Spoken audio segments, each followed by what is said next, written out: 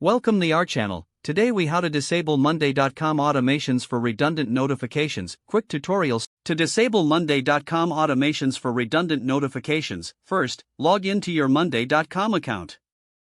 Navigate to the board where you want to disable the automations. Click on the Automations button located at the top right corner of the board. In the Automations Center, you'll see a list of existing automations.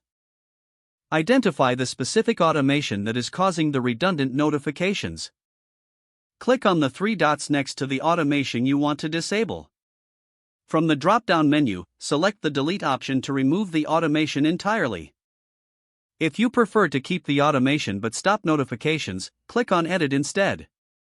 In the editing interface, look for the notification triggers within the automation setup.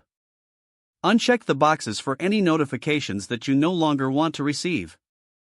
After making your adjustments, click the Save button to apply the changes. Close the Automation Center to return to your board. To ensure the changes took effect, check if the notifications are no longer appearing. Repeat the process for any other automations that may be causing similar issues. You have successfully disabled redundant notifications in Monday.com automations. If the page does not load, refresh the browser or try again in a private or incognito window. Make sure you are using the correct email address, then retype it carefully to avoid small typos. If your password is not accepted, use the Reset option and create a new strong password you can remember. Check your spam folder for verification or security emails, then complete any requested confirmation steps. Enable two-factor authentication if available to improve account security and reduce unauthorized access risk. After signing in, review your profile details so your contact information and settings are accurate and current. If you see an error message, note it down and try again after restarting your device and internet connection. Log out when you finish, especially on shared devices, to keep your account and payment information secure. If the page does not load, refresh the browser or try again in a private or incognito window.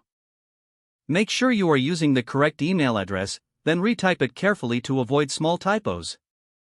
If your password is not accepted, use the Reset option and create a new strong password you can remember. Check your spam folder for verification or security emails, then complete any requested confirmation steps. Enable two-factor authentication if available to improve account security and reduce unauthorized access risk. Don't forget to like this video and subscribe to our channel for more step-by-step tech guides.